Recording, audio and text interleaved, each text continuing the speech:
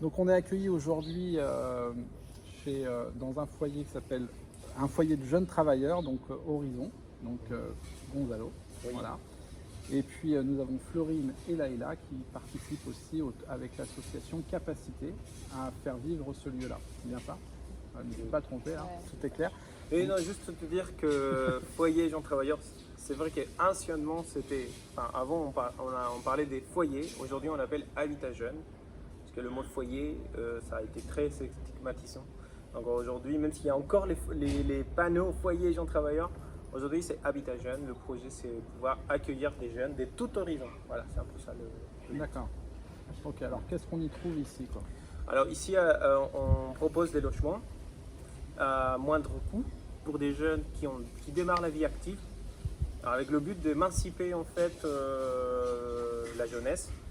Et le but c'est proposer un loyer accessible, un logement qui va d'entre 15 mètres carrés jusqu'à 28.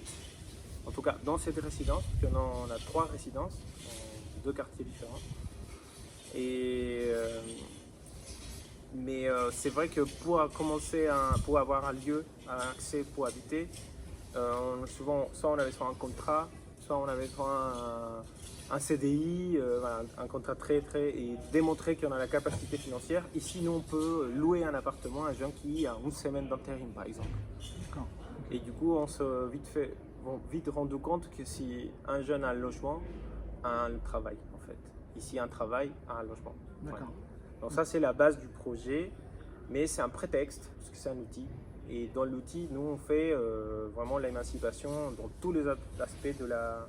Alors ça, jeunesse. on va y revenir, mais là, donc, on se situe dans un quartier. Oui. Donc, comment s'appelle ce quartier? Ce quartier, il s'appelle Mireuil. Mireuil. Oui. D'accord. Mireuil. Quartier de La Rochelle. De La Rochelle, quartier de La Rochelle, un quartier sensible de La Rochelle. Peut-être présenter l'association Capacité aussi, et puis après, on va rentrer dans le vif de l'animation qui peut se faire ici. On se dit que c'est un lieu qui est d'abord un habitat pour les jeunes, mais qui est devenu petit à petit autre chose, quoi, et qui, comme tu le disais, est plutôt un outil, quoi. Donc sur Capacité, donc Florine. Ouais. Et bien, Capacité, c'est une structure qu'on a créée il y a 1 an et demi, qui porte un projet d'éducation populaire à destination des jeunes, donc des 16-25 ans. Et l'idée, c'est de leur permettre, par la gestion d'une coopérative de jeunes, d'apprendre et de pouvoir développer leurs compétences, acquérir de l'expérience, développer la confiance en soi, par la mise en action, par la pratique professionnelle. Donc concrètement, en fait, on a un local qui est accueilli par Horizon Habitat Jeune depuis le début, en fait. Et, Le début, c'est quand ça? Alors l'historique du projet, on est parti d'une coopérative jeunesse de service, donc c'était le temps de l'été. Voilà, et en 2017-2018, on a expérimenté des formats estivales. Et à la fin du deuxième été, autant les jeunes qui avaient participé au projet, les partenaires et aussi l'équipe d'animation, donc c'était tous les deux, on a souhaité en fait continuer et pouvoir permettre aux jeunes de vivre cette expérience sur toute l'année, parce que c'était vraiment une demande. Et donc on a travaillé sur la création d'une structure qui pouvait porter ce projet-là sur toute l'année. Donc ça fait 2 ans, voire 3 ans que vraiment le projet est lancé sur La Rochelle. Et du coup, Horizon Habitat Jeune a été vraiment tremplin pour pouvoir déjà nous accueillir au début dans la première résidence à Villeneuve-les-Salines, dans un autre quartier. Et ensuite, voilà, on a expérimenté pendant 1 année, les bilans se sont bien passés, on était contents de ce qu'on avait pu faire avec les jeunes. Et donc on a eu besoin de plus d'espace, donc c'est pour ça qu'on est venu en début d'année à Mireuil, dans cette résidence-là, pour avoir un local plus grand, qu'on a aménagé avec les jeunes, et aussi pour être dans un lieu vivant, parce que cette résidence accueille un restaurant qui est là déjà depuis quelques années. 10 ans, je crois. Il y a un espace qui était déjà assez animé, enfin en tout cas il y avait cette dynamique de lancer, et on se disait que c'était ce qu'il nous fallait pour les jeunes aussi, pour pouvoir co-construire des projets communs dans un lieu qui bouge, quoi. Voilà. D'accord. Donc du coup, cette association qui est née d'un milieu un peu éphémère, donc c'est structuré. Et par cette structure, la diversité finalement qui devient un outil fait qu'elle a laissé un peu de place pour faire vivre ce projet autour des jeunes. Et du coup, on trouve des jeunes aussi dans le bâtiment, quoi. Donc, du coup, je pense qu'il y a des interactions qui sont nées aussi avec ces publics-là, si je puis dire. Bah, il y a énormément d'interactions. On peut avoir, nous, accompagner des jeunes dans la coopérative qui sont résidents ici. Ça peut arriver. On peut, des fois, les jeunes assurent des missions pour Horizon Habitat Jeune, donc pour la gestion de l'espace, pour un buffet, enfin voilà, pour différents besoins. En fait, Horizon Habitat Jeune pense aux jeunes de la coopérative en premier. Et puis après, pour vraiment créer des projets communs, comme c'est le cas là sur les maquis, donc peut-être parler. D'accord. Mais ce qui est intéressant aussi, c'est que nous, pour recevoir un jeune dans cette résidence, enfin dans l'association, et il devient adhérent, mais le seul requis, c'est être en situation d'emploi. Donc en fait, on a aussi remarqué qu'il y avait un vide. La situation d'emploi des jeunes est fragile. Et parce qu'on démarre et il y a beaucoup des préjugés ou le problème des confiances. Après, c'est peut-être lié au système économique actuel qui font que les gens doivent démontrer énormément des compétences alors qu'ils pourraient aussi tenter sa chance. Et en fait, on voyait qu'il y avait des connexions entre ce projet. On ne pouvait pas non plus, stigmatiser un genre parce que de dire écoute, t'as pas accès à un logement parce que t'as pas de logement. Et ça, t'as pas de travail, et en arrivant ici, ça arrive aussi que les jeunes perdent leur logement, perdent leur travail, ils restent avec leur logement, mais en fait la coopérative devient comme l'alternative en fait des transitions. Et voilà, donc il y avait du sens là-dessus. Ouais. Ce que tu disais tout à l'heure dans un échange que tu étais animateur au départ, donc le plus mauvais terme finalement, le côté archaïque, et finalement par l'arrivée aussi de l'association, ça permet cette synergie finalement de non pas animer simplement, je dirais d'une façon éphémère, un événement, etc., mais de faire vivre finalement un ensemble toute l'année pour donner des possibilités. Je parlais tout à l'heure d'estime de soi, de confiance en soi, ça démarche aussi par rapport à des choses qui peuvent être faites en lien avec ça, quoi. Ouais. En fait, on est vraiment là pour accompagner aussi l'impulsion des jeunes. Et c'est vrai que ce soit par le biais du travail de Gonzalo sur l'espace qui est mis à disposition, il est sans arrêt en train de réaménager des espaces même au sous-sol, pour faire un local musique, un local menuiserie, pour vraiment aussi donner la possibilité aux jeunes d'expérimenter. Et nous c'est pareil, dans le cadre de Capacité, on est vraiment à l'écoute des envies des jeunes, donc les prestations de services qu'eux développent ou qu'on développe avec eux, on va essayer de faire en sorte que ce soit vraiment en lien avec leurs aspirations, que ce soit leurs aspirations créatives, dans l'animation ou dans la fabrication, qu'ils puissent vraiment tester, expérimenter et du coup mieux se connaître et du coup forcément créer un parcours de vie qui est plus propre à leur personnalité, quoi. Je trouve que c'est très intéressant de le voir comme ça parce que aujourd'hui on dit voilà, le jeune, comme tu disais tout à l'heure, il a besoin tout de suite de montrer des compétences, etc. Et on sait qu'aujourd'hui une progression de vie elle n'est pas linéaire, quoi. Allez, voilà, on monte, on regarde, on observe, et puis on devient, et puis on change de métier, et puis on fait autre chose. Et on ne retrouvera pas aujourd'hui le modèle qui dit qu'on rentre dans une entreprise et on meurt dans cette entreprise, quoi. Donc on a plutôt intérêt, je dirais, en tant que jeunes, de pouvoir aller expérimenter. Évidemment, il faut commencer, donc avoir un job, un métier, quelque chose. Avoir une situation avec un logement, une adresse et qui permettent déjà de se poser, d'être reconnu aussi, d'avoir une certaine reconnaissance. Et puis à côté de ça, de faire vivre effectivement le fait d'expérimenter, d'aller explorer plein d'autres choses, quoi. Et donc l'association, a priori, c'est pas a priori, vous faites, vous faites ces choses-là. Et du coup, vous êtes aussi mobilisés aujourd'hui aussi sur les aménagements finalement. Je vous entendais tout à l'heure vous faire le jardin, donc vous y faites quoi aussi dans ces lieux? Là, à titre d'exemple, le chantier de l'été, c'était vraiment de réhabiliter le jardin. Donc Gonzalo, avec son esprit un peu architecte, etc., a mis les moyens pour rendre cet endroit vraiment agréable et pouvoir s'y poser, à la fois pour les jeunes, à la fois pour nous, à la fois pour toutes les personnes qui gravitent autour du projet. Et les jeunes du coup de la coopérative, les coopérants, ont eu une mission de pouvoir chiner du matériel, du mobilier en fait, pour faire en sorte que ce lieu soit un peu plus sympa. Donc là c'est en cours, c'est pas du tout terminé, mais ça leur permet aussi de s'approprier aussi le lieu sur lesquels ils travaillent, et puis de voir qu'il y a du sens, qu'il y a... Voilà, Et ce ne sont pas forcément des jeunes d'ici, ce Non, sont d'autres jeunes. Donc voilà, c'est Voilà. pas forcément les habitants. Voilà, c'est pas forcément les non. habitants. Et on peut en avoir en commun, mais non, c'est des jeunes à partir de 16 ans qui sont soit habitants du quartier ou d'autres quartiers, ou même, enfin, on a vraiment une De mixité. tout, quoi. Donc on peut avoir des jeunes déscolarisés, d'autres qui sont à l'école, d'autres des étudiants, d'autres en demande d'emploi. Enfin voilà, on a plein de parcours. L'idée c'est juste d'être motivés, et ils intègrent la coopérative en tant que coopérants. Et du coup, ils vont pouvoir se greffer un peu au projet en cours et assurer des prestations de services donc pour les clients, mais aussi faire toute la gestion d'entreprise. Donc c'est eux qui gèrent la partie, ils font les devis, les factures, la communication, les projets de fonds, je sais pas, la RH, les points collectifs, prendre les décisions collectivement, etc. D'accord. Donc du coup, ça fait venir des personnes de l'extérieur qui ne sont pas forcément que des habitants, donc d'autres jeunes qui viennent découvrir finalement qu'il existe des lieux comme ça et qui sont bien plus simplement que de l'habitat, puisqu'on y fait plein d'autres choses et c'est amené encore à faire plein d'autres choses. Donc quels sont les projets à venir autour de ce lieu-là? Donc le projet à venir, c'est donner encore plus d'importance à ces jardins et à tous les besoins plus urgents. Et évidemment, le culturel a été bien frappé par la crise.